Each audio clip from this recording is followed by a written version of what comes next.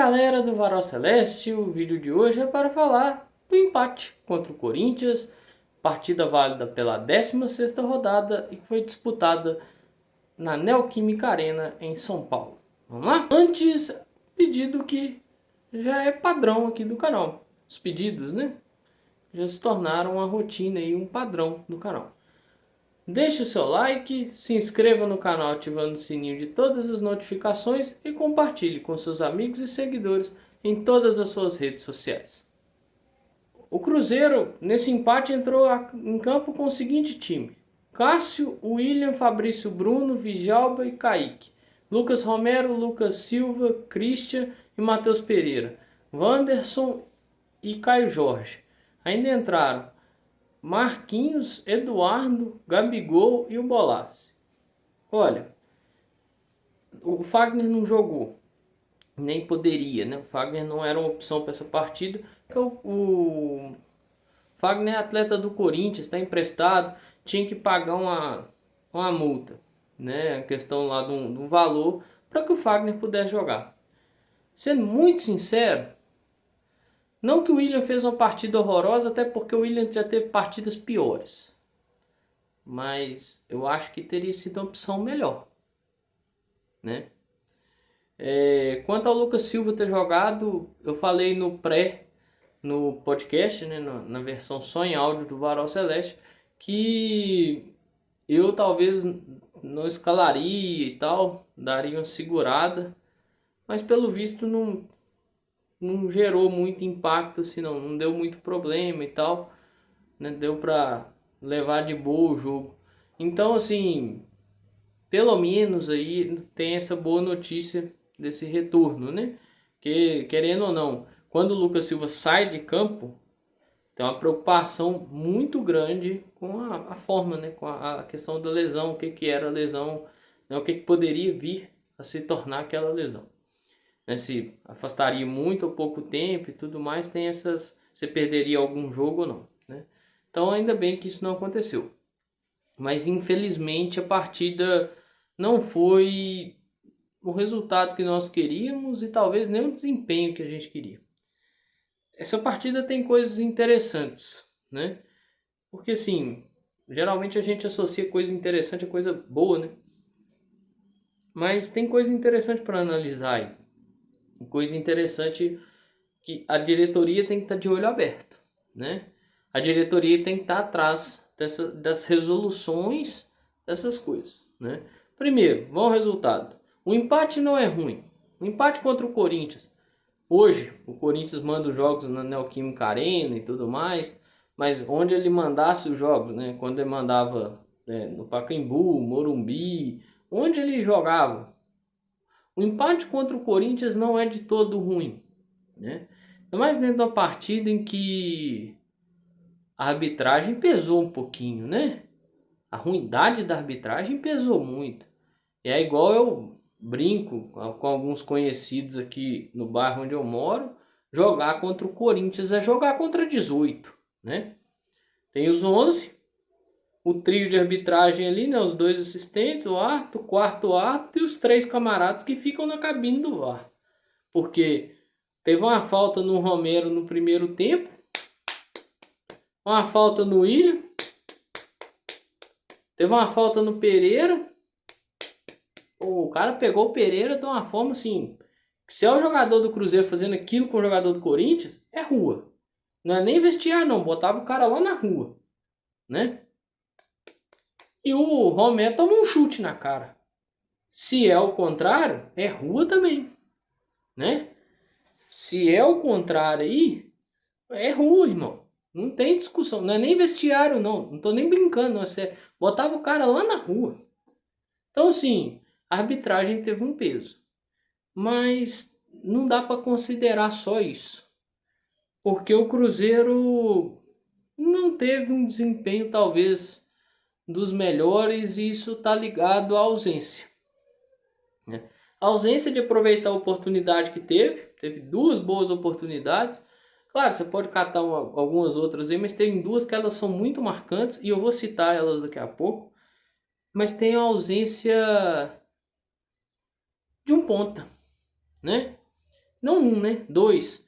Mas, assim, não é uma crítica ao Wanderson, não. Eu acho que o que o Wanderson tá fazendo é bacana.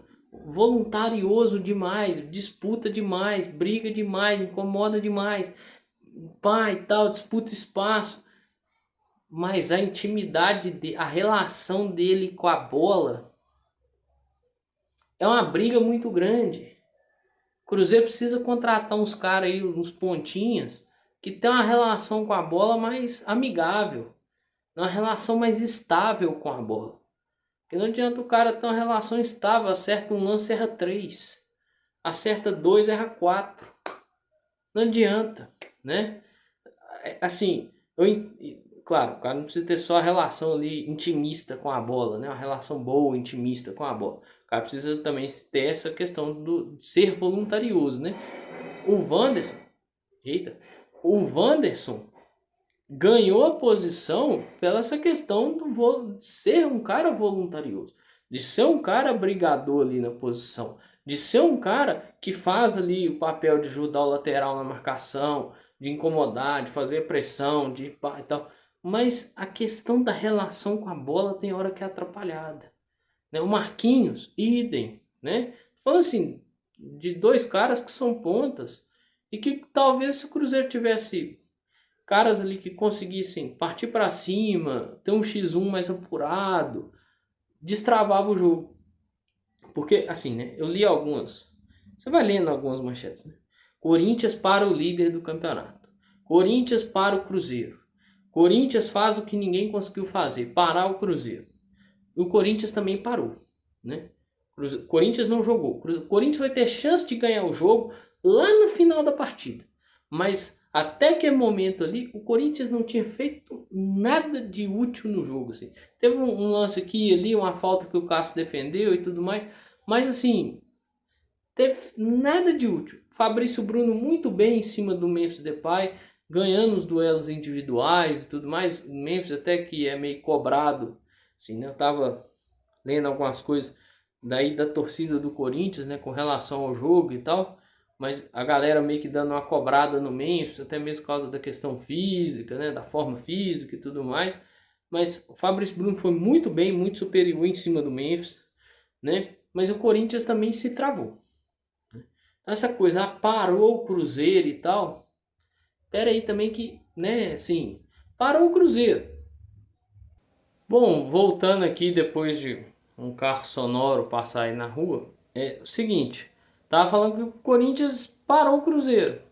Isso aconteceu, mas parou a si mesmo, né? Não foi efetivo. E para acabar de ajudar, igual eu tava falando no começo, teve a questão da arbitragem, que eu nem vou ficar tão apegado nela. Já falei um pouco e tudo mais, vou trazer isso aqui de novo, mas numa boa, gente, precisava ter feito a chance que teve, né? Ah, tava deixando isso para trás.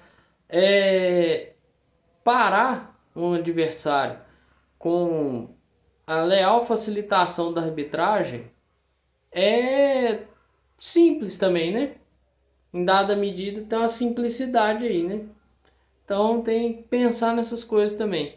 Eu acho que isso ficou um pouco de fora de algumas análises que eu vi aí. Mas o grande problema dessa questão toda é não aproveitar as chances que teve. Teve duas chances, uma com o Caio Jorge e uma com o Christian, assim, que eu me lembro muito bem delas e elas estão na minha cabeça até agora, que não podiam ter passado. Principalmente a do Caio Jorge. Eu acho que a do Caio Jorge ela era um pouco mais clara do que a do Christian. A do Christian é que é cruzamento que vem, né, da esquerda para a direita, passando a área toda e eu teria que chegar finalizando, né, com precisão muito grande. Não teve essa precisão. A do Caio Jorge não. A do Caio Jorge é um cruzamento também, mas ele está um pouco mais solto, com um pouco menos de gente dentro da área. O Christian ainda tinha uma quantidade boa que dava para atrapalhar. Atrapalhava de forma complexa aí, né, de tomar decisão. Mas a do Caio Jorge não. A do Caio Jorge não podia ter furado, sabe? Ali poderia ter ajudado a destravar muita coisa. Então acho que passa muito por essa questão, de não ter conseguido aproveitar essas oportunidades, de não ter feito o gol, né? De não ter resolvido a parada, né? É óbvio, a gente acha muito ruim e tal, é complicado, mas é entender também, gente.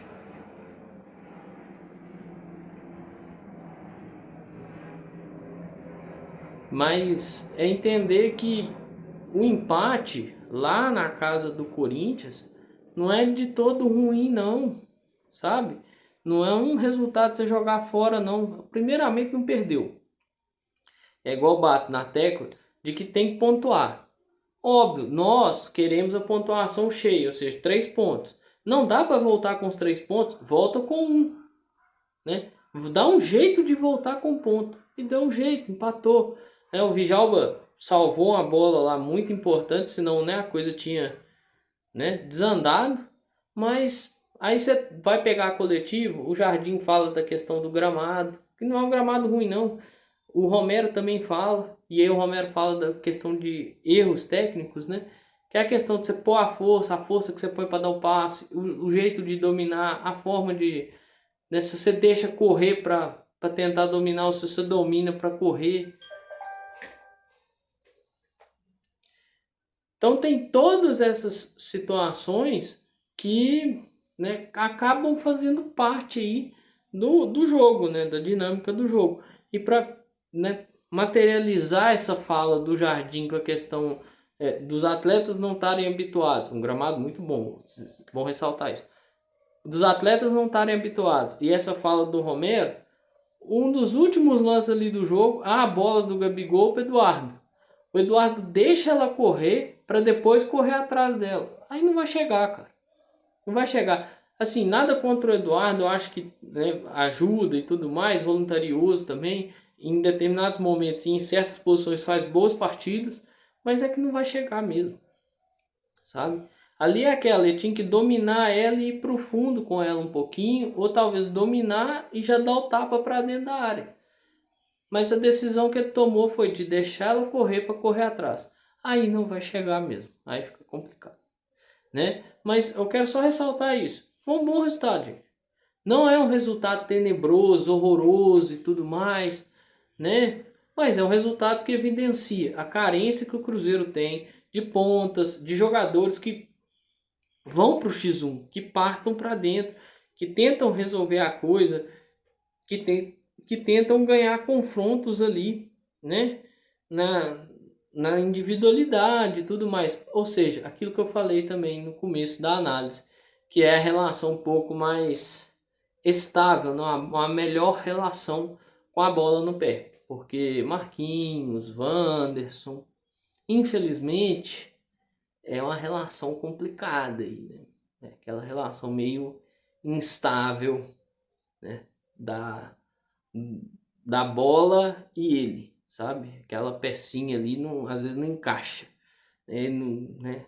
Não entende muito bem. Eu não preciso nem citar aqui o Lautaro, não vou nem citar também porque não está sendo utilizado, né? Mas nós conhecemos aí o famigerado meme, né? Quando vai se falar do Lautaro. Então, faltou isso aí. Faltou jogadores que conseguissem um diálogo melhor com a posse de bola, conseguissem romper a marcação e até mesmo romper as linhas, levando vantagem em cima no X1, né, em cima dos jogadores do Corinthians. Então, por isso que eu falo que essa é uma partida interessante. É uma partida interessante do aspecto do resultado, mas ela é interessante para analisar outras coisas, as carências e até mesmo essa postura meio morosa do Cruzeiro assim no jogo, né? Que não agradou tanto, né? Então é pensar nisso aí, sabe? É olhar essa partida e tirar dela algum proveito ali, sabe? Tem alguma lição, certamente, que o Jardim vai tirar disso, que os atletas vão tirar, e que o próprio torcedor pode tirar também. Porque olha, na moral, entrar na rede social depois de uma não vitória e empate ou derrota, no caso o empate, parece que o mundo tá acabando. Gente, na boa, não. Menos, vão ter calma? Vamos ter calma? Beleza? Então, assim, o dia que perder, então, vocês vão ficar doidos. Mas vamos ter muita calma, gente. Vamos ter muita calma. Eu acho que é bom analisar o contexto todo dessa partida aí e entender que esse resultado não é de se jogar fora. Beleza? Bom, caminhando para encerrar, um pouco sobre as camisas que estão compondo aqui o cenário de hoje. Né? No manequim a camisa de 2019 e eu tô com a camisa de goleiro de 2021, aqueles que é padrão da Adidas, né? O template de goleiro de 2021. Eu acho que teve no começo de 2022 se utilizou esse template também. Depois foi um com as formas geométricas, né? Manteve mais ou menos o mesmo caimento, mas aí, em vez de ser essas linhas aqui em 2022 foi um template com formas geométricas. No nosso caso, a camisa laranja e uma camisa azul em 2022. Eu não tenho essas camisas. Eu tenho as de 2021. Essa é era uma das que compunha, né? Aquela coleção de goleiros. Tem uma azul também. O Fábio utilizou pouco, né? O Fábio utilizou poucas vezes assim essa camisa. Que utilizou mais, até utilizou muito aquela azul, foi o Rafael Cabral no começo de 2022. Por isso que eu citei que elas ainda entraram ali naquele ano de 2022. Mas vamos lá. Camisa de 2019, tirando aquela terceira, que eu gosto dela também, mas não tanto quanto a azul e a branca, infelizmente carrega consigo uma mácula muito grande, uma mancha muito grande. Porque o ano de 2019 marca o ano da queda do Cruzeiro, o ano que eles encerraram o processo aí, né, de, digamos, retirada do clube aí da Série A, né? Para não ficar falando outros termos, poderia usar aqui o português correto, mas eu não vou utilizar, não, né? Mas as notícias, as manchetes estão todas aí, né? Servem de acervo para apontar muito bem o português correto sobre aquelas pessoas que lá passaram, né? Que derrubaram o clube, né? Que tiraram do clube valores, né? Tiraram do clube muita coisa que era do clube e fez o clube passar por um momento muito complicado. Infelizmente, carrega essa mancha, né? Essa camisa, você olha para ela, é impossível você não lembrar do ano de rebaixamento do clube, né? Infelizmente, tem isso aí, né? É uma camisa bonita, você olha só a camisa, que é a coisa, né? Vamos tirar do contexto lá. Olha só a camisa ela é bonita, tem as estrelas aqui, né? Esse caimento das estrelas. Aqui na manga também tem o detalhe das estrelas. No meu caso aqui é um modelo torcedor, não é um modelo jogador. O modelo que o jogador utilizava, eu trouxe a camisa de goleiro, laranja. Naquele ano teve 3 goleiros, né? Um azul, uma amarela, a tradicional, e a laranja. Que eu mostrei que era uma espécie de um silk, aqui as estrelas. E aqui também, né? O símbolo da Umbra era silcado. E na versão torcedor é costurado. Mas não tem jeito. Eu acho essa camisa bonita e tudo mais, mas é impossível você olhar para essa azul, para a branca, para aquela verde que eu trouxe aqui, aquela verde marca-texto, a amarela de goleiro, a azul e a laranja, e não lembrar do ano do rebaixamento, não lembrar daquela campanha do rebaixamento, que começa o ano, ganha o Campeonato Mineiro e tal, né? Cai nas oitavas de final, acho que foi oitavas, nas oitavas contra o River, e cai na semifinal da Copa do Brasil para o Inter, até fazendo uma marca bacana, né, de ser 4 edições seguidas chegando na semifinal. Mas essa marca bacana, ela vai por água abaixo quando você olha o resultado do fim do ano e o Cruzeiro termina o campeonato em 17º, um dos campeonatos que precisou da menor pontuação para permanecer na Série A. Foi muita, e aqui eu vou utilizar o termo correto, incompetência, né? Mas a incompetência começou lá fora do campo, até chegar dentro do campo, né? Outra coisa importante, né? Foi uma incompetência muito grande e tal. Não começou em 2019. Foi um processo que começou antes, né? Lá em 2018, 17, na eleição do Wagner, no Itaí entrando no clube, e aí vai, né? Eu tô falando os nomes, aí tem o Serginho e tudo mais, eu tô falando os nomes que quem ainda não pesquisou à vontade sobre esse assunto, pode pegar os nomes, Wagner Pires de Sá, Itaí Machado, é, Serginho, né? A gente fala Serginho Alterosa, né? Sérgio Nonato, mas pode pegar aí os nomes, jogar no Google, vai sair um monte de coisa relacionada ao que eles fizeram dentro do clube, a bagunça que eles fizeram dentro do clube. Beleza? Sempre importante esses nomes, essas pessoas, né, a famigerada lá, a família União, que passaram pelo clube, não são para esquecer não, tem que lembrar. E tem que lembrar disso toda vez, para que não aconteça isso novamente. Questão de vigilância, de atenção com aquilo que nós gostamos, aquilo que de fato nós temos por nós, né? Hoje tem dono e tal, beleza, eu não vou discutir isso não, essa é uma pauta para outro debate, essa é uma pauta para outra conversa. Mas é vigilância pelaquilo que nós gostamos muito, pelaquilo que nós falamos que em dada medida a gente ama, né? Que é o nosso clube de futebol, que a gente foi acostumado a torcer, que a gente cresceu torcendo por ele e viu ele ser derrubado, viu ele ser vilipendiado da forma que foi. Beleza?